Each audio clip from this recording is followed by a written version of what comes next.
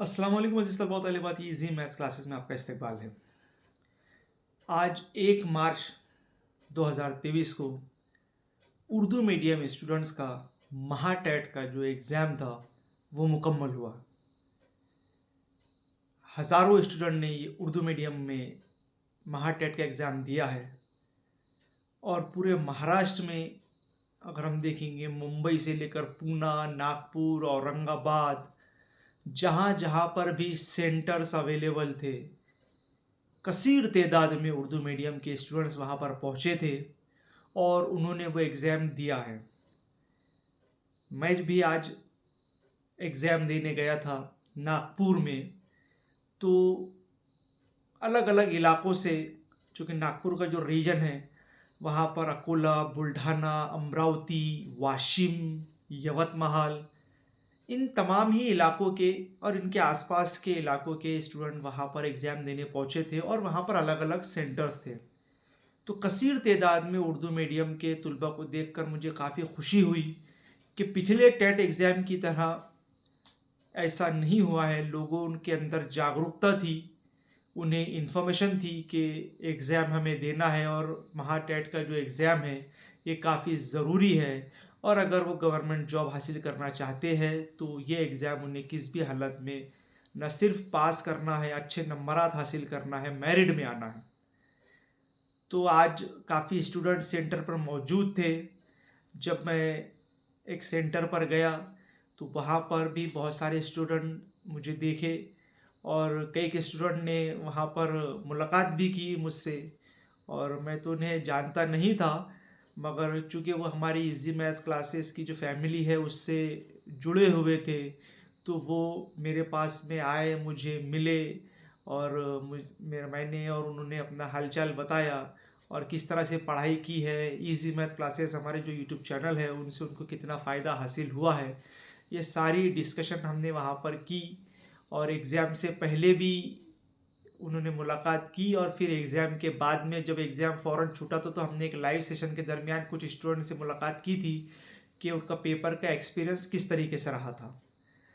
तो उम्मीद है अभी मैं भी घर पे आ चुका हूँ और ऐसे ही आप भी घर पे आ चुके होंगे और आप एग्ज़ाम के बारे में ही सोच रहे होंगे किस तरीके से क्वेश्चन थे, क्या-क्या सवालात हमें पूछे गए थे, क्या उसका मेयार था, क्या डिफ़िकल्टी लेवल थी। तो आज हम शॉर्ट में इन्हीं बातों को डिस्कस करेंगे। तो सबसे पहले जो पेपर था वो टफ़ था। टफ़ इन द सेंस जो टाइम मैनेजमेंट है वो बहुत टफ़ था, क्योंकि 200 सवाल 120 मिनट में और वो भी उस कैटेगरी के सवाल के भाई एक सवाल को पढ़ने के लिए लगभग 1 डेढ़ मिनट जा रहा था उसे समझने के लिए। फिर वहाँ पर स्क्रॉल का मसला था, स्क्रीन आपको पता है इधर अलग स्क्रीन थी, फिर बीच में अलग स्क्रीन थी, फिर इधर जो क्वेश्चन के नंबर्स थे उसके लिए एक अलग स्क्रीन थी, मतलब ऐसे 3 स्क्रीन के पार्ट थे। तो वो बच्चों को काफ़ी उसके अंदर दुश्वारी गई, प्लस माउस का जो स्क्रॉल का बटन आता है, वो जो राउंडेड बटन आता है, तो वो वहाँ पर डिसेबल था, अपने को क्लिक करके ही वो ऊपर नीचे करना पड़ रहा था। और जो बच्चों ने उर्दू मीडियम में पेपर दिया है आज, तो एक बात अच्छी रही कि पिछले साल में जो ट्रांसलेशन की जो स्टैंडर्ड था वो बहुत ही घटिया था, पिछले बारी का गूगल ट्रांसलेट से वो ट्रांसलेशन किया गया था, मगर इस बार वो ट्रांसलेशन जो था वो एक अच्छे मेयार का, जिसे हम कहेंगे वो अच्छा मेयार था, सवाल हमें समझ में आ रहे थे। मगर मसला सिर्फ एक ही रहता है उसके अंदर कि जो फॉन्ट रहता है, तो जो उर्दू का जो फॉन्ट होता है जिसमें उर्दू लिखी जाती है अक्सर किताबों वगैरह में, वो नूरी नस्तालिक का फॉन्ट होता है, तो वो फॉन्ट वहाँ पर अवेलेबल नहीं होता है या क्या मसला है, तो वो उर्दू मीडियम के स्टूडेंट को वो उर्दू के सवाल पढ़ने में थोड़ी तकलीफ़ का सामना गया है। तो इसलिए बहुत सारे बच्चे तो इंग्लिश में ही सवाल पढ़ रहे थे और कुछ समझ में नहीं आ रहा था, तो तब जाके वो उर्दू में सवाल पढ़ रहे थे। साथ ही साथ जो खालिस उर्दू से पढ़े हुए हैं, जिन्हें इंग्लिश इतनी अच्छी नहीं है, तो हो सकता है उनको सवाल समझने में थोड़ी तकलीफ़ गई होंगी और उसमें उनका टाइम ज़्यादा गया होगा और फिर उसकी वजह से उनके कुछ सवालात जो वो अटेम्प्ट ज़्यादा देर तक करना चाहते थे कि भाई हम इतने सवाल सही तरीके से करेंगे, वो उन्होंने नहीं किया होगा। तो ये एक प्रॉब्लम गई है। साथ साथ में जो बच्चे कंप्यूटर चलाने में जिनको इतनी महारत हासिल नहीं थी, उनको दुश्वारी गई है। मगर आज के दौर में तो आप हम सभी को चाहिए कि वो कंप्यूटर की नॉलेज रखें और किस तरीके से एग्ज़ाम दिया जाता है, कैसा उसे हॉल करना होता है, तो ये सारी इन्फॉर्मेशन उनके पास में होनी चाहिए। तो मेरे आजू बाजू भी बहुत सारे ऐसे कैंडिडेट थे, कुछ कैंडिडेट ने अच्छे से पेपर दिया है, कुछ ने टाइम मैनेजमेंट नहीं कर सके वो, और आखिरी के सवालात को बस ऐसे तुक्के लगा दिए। किसी ने 200 सवाल अटैम्प्ट किए हैं, किसने नहीं किए हैं, किसके 160 हुए हैं, किसके 70 हुए हैं, किसके 150 हुए हैं। एक ऐसे भी कैंडिडेट थे, उनके तो कुछ 60 एक ही क्वेश्चन हुए थे। तो अब वो अपने दिमाग पर देखिए, ये एग्ज़ाम जो है वो आपकी नॉलेज से ज़्यादा आपका बुद्धिमत्ता जांचता है कि आप में इंटेलिजेंस कितना है। अब सिलेबस में तो खैर उन्होंने कुछ और बताया था, और मगर यहाँ पर जो हमको सवाल देखने को मिले वो ज़्यादातर इंटेलिजेंस, मैथमेटिक्स की, इंग्लिश, मराठी के थे। साइंस, सोशल साइंस, आईटी, इस तरह के कुछ सवाल आपको ज़्यादा वहाँ पर ना नहीं देखने को मिले। बल्कि मैथमेटिक्स जिसका अच्छा है, जो स्टूडेंट, देखिए मैं पहले से भी कह रहा हूँ कि जो स्टूडेंट बीएससी मैथमेटिक्स है और उनका टीईटी पेपर 2 निकला हुआ है या सीटीईटी पेपर 2 निकला हुआ है, उनके बहुत ज़्यादा चांसेस है इस शिक्षक भर्ती में लगने के, और उनका मेरिट भी जो है वो काफ़ी कम रहेगा। अगर मैं तो ये कह रहा हूँ कि भाई अगर आपने 100 मार्क क्रॉस कर दिया है और अगर आप बीएससी बीएड है मैथमेटिक्स से और आप पेपर 2 जो है वो क्लियर है, चाहे टीईटी हो चाहे सीटेट हो, तो इंशाल्लाह आप बहुत जल्द ज़िला परिषद की स्कूल में ज्वाइन होने वाले हैं। पूरे महाराष्ट्र में काल पड़ा हुआ है गणित और विज्ञान के शिक्षक का, जो कि 6 से 8 पर टीचिंग करे। तो मैं यहाँ पर आपको इंशाल्लाह ये बात बता रहा हूँ कि 100 के ऊपर में अगर आपका स्कोर रहता है तो आपके बिल्कुल ज़्यादा चांसेस है कि आप 6 से 8 पर as a math science teacher appoint होने वाले हैं। और जिन स्टूडेंट का बीएससी था उनको फ़ायदा हासिल हुआ है, जिन स्टूडेंट का सिर्फ डी8 था 12वीं और सिर्फ डी8, तो हो सकता है उनको मुश्किलात का सामना करना पड़े, या फिर जो स्टूडेंट बीए वाले थे जिन्होंने आर्ट्स में तालीम हासिल की है, तो उनको ये सवाल समझने में काफ़ी मुश्किलात का सामना करना पड़ा है। तो चूंकि वो उस सब्जेक्ट से रिलेटेड नहीं थे, ज़्यादातर जिसका मैथमेटिक्स अच्छा था उसको रीजनिंग में भी फ़ायदा हुआ है, साथ ही साथ इंग्लिश के जो क्वेश्चन थे ग्रामेटिकल थे, मराठी के जो क्वेश्चन थे उनका वो, क्योंकि मराठी से अपन इतना कनेक्टेड नहीं रहते हैं तो अपने को मुश्किल आती है। वो बात सिलेबस से भी हमसे रह गई। इंशाल्लाह अगर हम अगले बारी में जब टैट एग्ज़ाम होगा तो हम ये अपील करेंगे कि जो मराठी के जो 10-15 क्वेश्चन आए हैं उसकी जगह पर उर्दू मीडियम अगर कोई चूज़ करता है तो उर्दू सब्जेक्ट के क्वेश्चन उनसे पूछे जाएँ।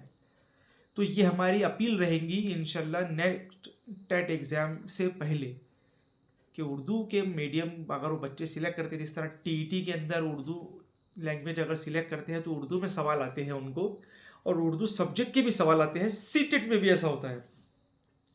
तो महाटेट में ऐसा क्यों नहीं होता, इसके ताल्लुक से भी हम आगे में नेक्स्ट जब एग्ज़ाम होगा तो इसके लिए आवाज़ ज़रूर उठाएंगे। तो पेपर की डिफ़िकल्टी लेवल की अगर हम बात करते हैं तो पेपर का डिफ़िकल्टी लेवल काफ़ी अच्छा था। जिसका इंटेलिजेंस अच्छा है उसने क्वेश्चन अटेम्प्ट भी किया है।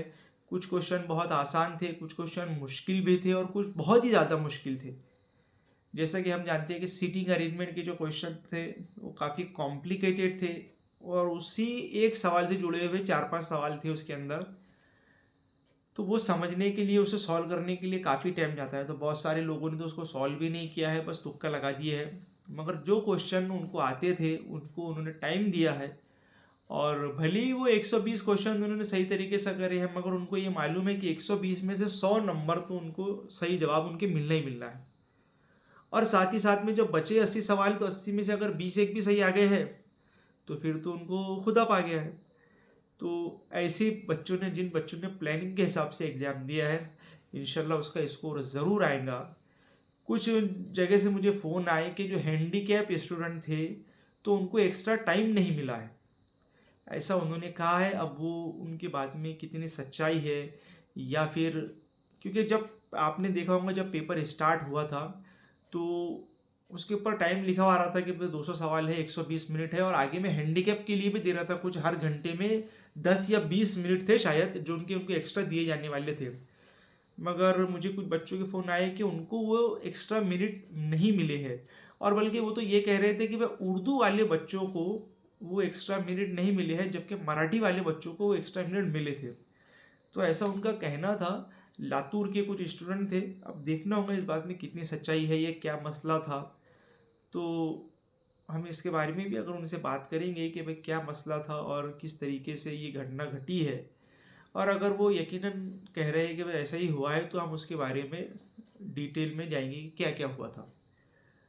तो और बाकी सभी ने, बहुत सारे लोगों ने 200 सवाल किए हैं, बहुत सारे लोगों ने नहीं भी किए। तो अब यहाँ तक के जो आपको मैं बता दूं कि यहाँ तक के जो आपने पढ़ाई भी की थी, एग्ज़ाम भी दे दिया है, तो ये खाली 30% हिस्सा है। टेट में स्कोर करना ये 30% हिस्सा है। आपको इसके आगे का जो प्रोसेस है, यानी पवित्र पोर्टल पर अगर वो कहते हैं कि रजिस्ट्रेशन करना है, फिर वो प्रेफरेंस जनरेट होना, उसे लॉक करना, फिर सिलेक्शन, फिर इंटरव्यू अगर जहाँ पर संस्था वगैरह में होता है, तो ये सारी चीज़ें अब यहाँ से मेन है, ये आपको नौकरी दिलाने वाली है। आपकी कैटेगरी के लिए कितनी जगह है, ये सारी चीज़ें आपके पास में मालूमात होनी चाहिए, और फिर उसके हिसाब से आपने प्रेफरेंस जनरेट करना है, लॉक करना है। तो ये सारी चीज़ों के बारे में इंशाल्लाह हम आगे के वीडियो में ज़रूर इसके ऊपर डिस्कस करेंगे। तो पेपर सभी का उम्मीद है अच्छा गया होगा, किसी का ख़राब गया होगा, किसी का अच्छा गया होगा, किसी का बहुत अच्छा गया होगा। तो जिनका बहुत अच्छा गया है उनको बेस्ट ऑफ लक। अगर उनके कैटेगरी की जगह अगर अवेलेबल होती है ज़्यादा, तो वो ज़रूर उसके अंदर लगने वाले हैं, ऐसी हम अल्लाह से दुआ करते हैं। और साथ ही साथ जिनका अच्छा नहीं गया है उनका भी कुछ ना कुछ जुगाड़ हो जाए, हम अल्लाह से ये भी दुआ करते हैं। तो उम्मीद है कि आप, और अभी आप रिलैक्स हो जाइए, एग्ज़ाम देके अगर आए हैं तो आप रिलैक्स हो जाइए, सुकून से सोइए। ज़्यादा एग्ज़ाम के बारे में सोचिए नहीं कि मैंने ऐसा कर लिया था, यूँ कर लिया था, ऐसा हो गया था, वैसा हो गया था। तो ये सारी चीज़ें आपने नहीं सोचना है, और अभी रिलैक्स हो जाना है। 1-2 दिन आराम कीजिए, जो अगर किसी जगह मसरूफियत उनकी नहीं है तो आराम कीजिए, और उसके बाद में रिज़ल्ट का इंतज़ार कीजिए। इसी महीने में इंशाल्लाह रिज़ल्ट आ जाएगा। जब भी उसके बारे में कुछ अपडेट आएंगी या आंसर की वगैरह अगर ये कुछ रिलीज़ करते हैं, तो हम आपसे ज़रूर शेयर करेंगे। तो आज की एग्ज़ाम के ताल्लुक से कुछ अपडेट थी। आपके साथ में अगर कुछ एक्सपीरियंस हुआ होगा या आपको किस तरीके से एग्ज़ाम लगा है, तो आप कमेंट करके ज़रूर बताइएगा। मैं इंशाल्लाह जवाब देने की पूरी कोशिश करूँगा, और उसे शेयर भी हम करेंगे। तो आज की इस वीडियो में इतना ही। इंशाल्लाह बहुत जल्द हमारी दोबारा से मुलाकात होगी। तब तक देखते रहिए इजी मैथ्स क्लासेस। अल्लाह हाफिज़।